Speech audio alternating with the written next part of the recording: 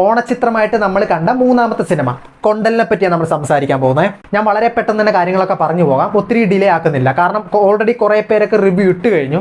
എന്നാലും എൻ്റെ ഒരു അഭിപ്രായം പറയണമല്ലോ, അതുകൊണ്ട് പറയുന്നതാണേ. സിനിമ എങ്ങനെയെന്ന് ചോദിച്ചു കഴിഞ്ഞാൽ എനിക്കൊരു എബോവ് ആവറേജ് എക്സ്പീരിയൻസ് മാത്രമേ കിട്ടിയുള്ളൂ കേട്ടോ. കുറച്ച് റീസൺ ഉണ്ട്, അതെന്തൊക്കെയാണെന്ന് ഞാൻ പറയാം.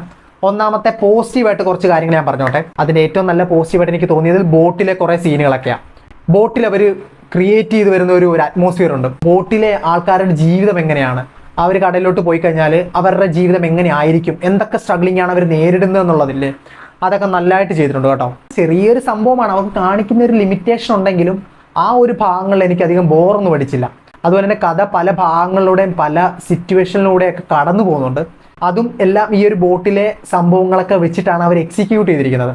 ആ രീതിയൊക്കെ വെച്ചിട്ട് ബോട്ടിലെ സീനുകൾ ഒരു 80% അവിടെ ബോട്ടിൽ വെച്ചാണ് എടുത്തിരിക്കുന്നത്. ആ 80% 80 ദിവസം കൊണ്ടങ്ങാണ്ട് അവർ ഷൂട്ട് ചെയ്യുന്ന ഇന്റർവ്യൂലൊക്കെ എന്തോ പറയാൻ കേട്ടോ. എന്താണേലും ആ ഒരു എഫേർട്ട് എടുത്തതിന് കാണാനും ഉണ്ട്. പിന്നെ ഫൈറ്റ് സീക്വൻസുകൾ, ആ ഒരു ബോട്ടിലെ ഭാഗത്താണ് ഏറ്റവും കൂടുതൽ ഫൈറ്റ് സീക്വൻസ്. ആ ഒരു ഭാഗത്ത് അവർക്ക് ചെയ്യാൻ പറ്റുന്നതിൻ്റെ ഒരു പരിധിയില്ലേ, അതവർ നല്ല രീതിയിൽ എഫേർട്ട് എടുത്ത് തന്നെ ചെയ്തിട്ടുണ്ട്. കൊള്ളാം. ആ ഒരു സംഭവങ്ങളൊക്കെ അവർ ക്രിയേറ്റ് ചെയ്ത് വെച്ചിരിക്കുന്ന രീതി കൊള്ളാം. സാം സിയസിൻ്റെ മ്യൂസിക്കാണ്. സാം സിയസ് അറിയാമല്ലോ, മലയാളികളുടെ ഒരു പ്രിയങ്കരനായി മാറിക്കൊണ്ടിരിക്കുകയാണ്. അത് കുറേ പടങ്ങളൊക്കെ അദ്ദേഹം ചെയ്യുന്നുണ്ട് മലയാളത്തിൽ. നല്ലൊരു വർക്കായിട്ട് എനിക്ക് ഫീൽ ചെയ്തു. ആ പാട്ടുകളൊക്കെ കൊള്ളാം, ചേർക്കേണ്ട ഒരു സ്ഥലത്ത് ചേർത്തായിട്ട് എനിക്ക് ഫീൽ ചെയ്തിട്ടുണ്ട്. പിന്നെ ഈ മ്യൂസിക് ഇതല്ലാണ്ട് ബാക്ക്ഗ്രൗണ്ട് സ്കോറൊക്കെ ആയിട്ട് ചെയ്തതാണെങ്കിലും ഒരു എഫക്റ്റ് കൊണ്ടുവരാനായിട്ട് മാക്സിമം അദ്ദേഹം ട്രൈ ചെയ്തിട്ടുണ്ട്. പിന്നെ പെർഫോമൻസ് ഞാൻ പറഞ്ഞല്ലോ, പെർഫോമൻസിൽ പെപ്പയുടെ പെർഫോമൻസ് കൊള്ളാം. അദ്ദേഹം സംഭവം ചെയ്തു വരുന്നതാണ്. ആക്ഷൻ പുള്ളിക്കാരൻ വലിയ പുത്തരിയല്ല എന്ന് കാണിക്കുന്ന തരത്തിലുള്ള സാധനങ്ങളാണ്. പിന്നെ പുള്ളീനെ കാണുമ്പോൾ തന്നെ ഇന്ന് ഇടി പാറും എന്നുള്ളൊരു ഫീല് നമുക്ക് തന്നെ തോന്നും. അത്തരത്തിൽ ചെയ്തിട്ടുണ്ട് കേട്ടോ, കിടിലായിട്ട് ചെയ്തിട്ടുണ്ട്. ഒന്നും തെറ്റൊന്നും പറയാനില്ല, കൊള്ളായിരുന്നു. സപ്പോർട്ടിങ് ചെയ്ത് വന്നിട്ടുള്ള ഷബീർ കല്ലറയ്ക്കലിൻ്റെ ആക്ഷൻ ആണെങ്കിലും, രാജ്ബി ഷെട്ടി കുറച്ചേ ഉള്ളൂ, സ്ക്രീൻ സ്പേസ് കുറച്ചേ ഉള്ളൂ. ആ ഒരു ക്യാരക്ടറൊക്കെ ആണെങ്കിലും, നന്ദുവിന് ആക്ഷൻ കുറവാണ്, പുള്ളിക്കാരുടെ ക്യാരക്ടർ ആണെങ്കിലും. പിന്നെ രാഹുൽ രാജഗോപാൽ, അയ്യോ ആ പേര് നോട്ട് ചെയ്യണം. കരിക്കിലൊക്കെ വന്ന് പുള്ളിക്കാരൻ നല്ലൊരു എൻറ്റയർലി ഡിഫറെൻ്റ് ആയിട്ടുള്ള റോളാകട്ടെ ചെയ്തേക്കുന്നത്. പുള്ളിക്ക് അത്യാവശ്യം ഒരു ഇടിക്കാനൊരു പാങ്ങുള്ള ഒരാളാണെന്നുള്ള ഫീല് നമുക്ക് തോന്നും. അത്തരത്തിൽ നല്ലൊരു റോളാണ് പുള്ളിക്കാരൻ ചെയ്തിരിക്കുന്നത്. നല്ല കിടിലൻ റോളൊക്കെ പുള്ളിക്കാരൻ വരുന്നുണ്ട് കേട്ടോ. കിടിലൻ ആക്ടറാണ്, കൂടുതൽ നല്ല റോളുകൾ വരട്ടെ. പിന്നെ വന്ന ശരത് സഭ, നേരത്തെ പറഞ്ഞത് നന്ദു, പ്രമോദ് വെളിയനാട്. പുള്ളിക്കാരൻ്റെ പേര് പറയുമ്പം എൻ്റെ മനസ്സിൽ വരുന്നത് 10 കയ്യടി ദുൽഖർ കൊണ്ടുപോയാൽ 2 ഞാൻ എടുക്കുമെന്ന് പറഞ്ഞില്ലേ. പക്ഷേ ഇവിടെ ഈ സിനിമയിൽ പുള്ളിക്ക് 2 കയ്യടി കിട്ടിക്കാണണം കേട്ടോ. പെർഫോമൻസിൻ്റെ ബേസിൽ നല്ല പെർഫോമൻസ് ആയിരുന്നു. കുറച്ച് ഉണ്ട് പുള്ളിക്ക് ചെയ്യാനുണ്ട്. പിന്നെ ഒരു ചെറിയ പയ്യൻ്റെ ഒക്കെ റോളൊക്കെ ചെയ്ത, കിങ് ലെയറിലൊക്കെ ദിലീപിൻ്റെ ചെറുപ്പ റോള് ചെയ്ത ആ പയ്യനൊക്കെ ഉണ്ട്. നല്ല പുള്ളിക്കാരനൊക്കെ ഇമ്പോർട്ടൻസ് ഉണ്ടോ എന്ന് ചോദിച്ചാൽ എവിടെയൊക്കെ ഉണ്ടെന്ന് നമുക്കൊരു ഫീല്. നല്ല രീതിയിൽ അവരുടെ ഭാഗങ്ങളൊക്കെ ക്ലിയർ ആയിട്ട് ചെയ്തിട്ടുണ്ട്. പിന്നെ എനിക്കതിൻ്റെ സ്ക്രിപ്റ്റ് വന്നിരിക്കുന്ന രീതി അതെനിക്ക് ഇഷ്ടപ്പെട്ടു.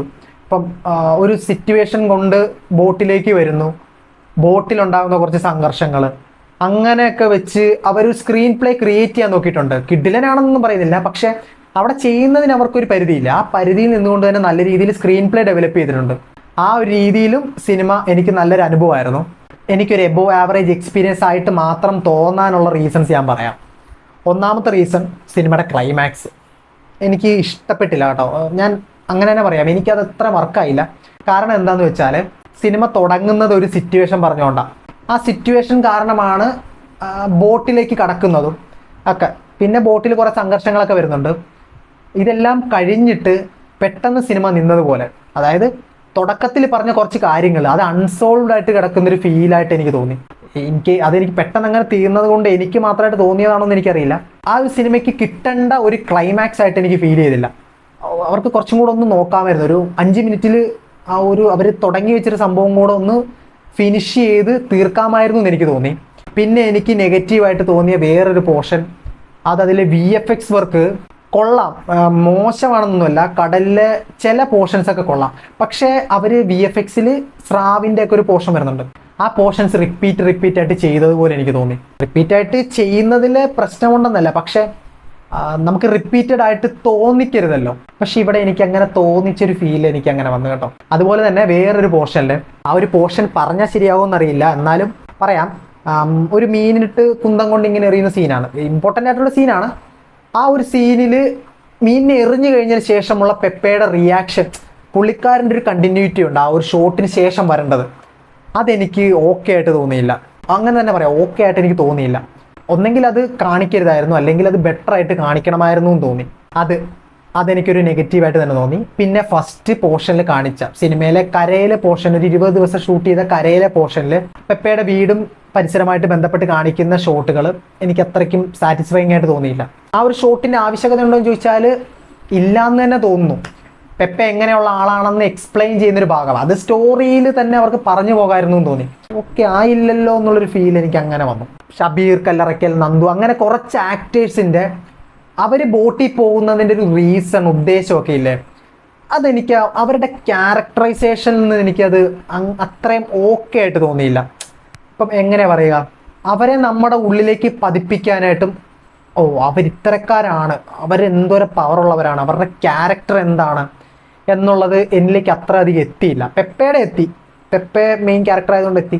പക്ഷെ ഇവരുടെയും കൂടെ ആ രീതിയിൽ എത്തേണ്ടതായിരുന്നു എന്ന് തോന്നി. അവർ വന്നു, എന്തോ ചെയ്തു പോയി, അവരുടെ പോർഷൻ ചെയ്തു പോയി. അതിനപ്പുറത്തേക്ക് ഇവരുടെ ഒരു പവർ ഉണ്ടല്ലോ, അല്ലെങ്കിൽ ഇവരുടെ ഒരു ക്യാരക്ടറൈസേഷൻ പ്രോപ്പറായിട്ട് വന്നില്ല എന്ന് തന്നെ പറയാം. അതുകൊണ്ടൊക്കെ തന്നെ ആയിരിക്കാം എനിക്ക് സിനിമ ഒരു എബോവ് ആവറേജ് എക്സ്പീരിയൻസ് ആയിട്ട് മാത്രം തോന്നിയത്. മോശമാണെന്നല്ല കേട്ടോ, മോശമെന്ന് ഇട്ടുമല്ല പറഞ്ഞത്. അവരെവിടുത്തെ എഫോർട്ട് എല്ലാം കിഡിലനാണ്. അതിന് വേണ്ടി തന്നെ നമുക്ക് എന്തായാലും തിയേറ്ററിൽ പോയി ഒന്ന് കണ്ടു നോക്കാം. അത് തന്നെയാണ് എനിക്ക് ഇതിൻ്റെ ഏറ്റവും നല്ലൊരു പോസിറ്റീവായിട്ട് പറയാനുള്ളത്. നല്ല എഫോർട്ടാണ് എടുത്തിരിക്കുന്നത് എല്ലാ ടീം, എല്ലാം. ഒറിജിനൽ മീനാണെന്നറിയില്ല, ഒറിജിനൽ ആയിരിക്കണം. കിഡിലനാണ് ആ ഒരു ആർട്ട് ഡിപ്പാർട്ട്മെന്റ് എല്ലാം. കോസ്റ്റ്യൂം കൂടെ ഒരു കടൽ മത്സ്യത്തൊഴിലാളി എങ്ങനത്തെ തരത്തിലുള്ള ഡ്രസ്സുകളാണ് യൂസ് ചെയ്യുന്നത്, അവരുടെ ആക്സസറീസ്, അങ്ങനെ കുറേ കാര്യങ്ങളൊക്കെ അവർ ചെയ്തിട്ടുണ്ട്. മേക്കപ്പ്, അവർ ഭയങ്കര സിഗരറ്റ് വലിയൊക്കെ ആയിരിക്കില്ല, അപ്പോൾ അതിൻ്റെതായ കുറേ ചേഞ്ചുകൾ മുഖത്തും പല്ലിലും ഒക്കെ കാണണമല്ലോ. അതെല്ലാം അത്തരത്തിൽ കുറേയൊക്കെ നല്ല കാര്യങ്ങളും സിനിമയിലും ഉണ്ട് കേട്ടോ. അതിൻ്റെയൊക്കെ പേരിൽ നിങ്ങൾക്ക് എന്തായാലും തിയേറ്ററിൽ പോയി ഒന്ന് കണ്ടു നോക്കാം. നല്ലൊരു ആക്ഷൻ മൂവിയാണ്, നല്ല രീതിയിൽ നമുക്ക് എൻജോയ് ചെയ്യാനും പറ്റും. അപ്പോൾ ഇതൊക്കെയാണ് സിനിമയെ പറ്റിയുള്ള എൻ്റെ ചെറിയ അഭിപ്രായം. വളരെ പെട്ടെന്ന് തന്നെ പറഞ്ഞു പോയി എന്ന് ഞാൻ വിശ്വസിക്കുന്നു. അപ്പോൾ ഈ 3 സിനിമകളാണ് നമ്മൾ തിയേറ്ററിൽ പോയി ഓൾറെഡി കണ്ടത് കേട്ടോ. ബാക്കി 2 സിനിമകളും കാണുന്നുണ്ട്, പക്ഷേ നിയറസ്റ്റ് ആയിട്ട് തിയേറ്ററുകളൊന്നും ഇല്ല. അപ്പോൾ നിങ്ങൾ ഈ സിനിമ കണ്ടവരാണെങ്കിൽ നിങ്ങളുടെ അഭിപ്രായം താഴെ കമൻറ്റ് സെക്ഷനിൽ ഒന്ന് പറയുക.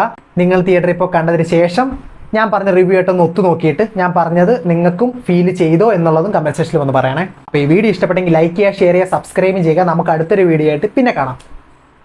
ബൈ.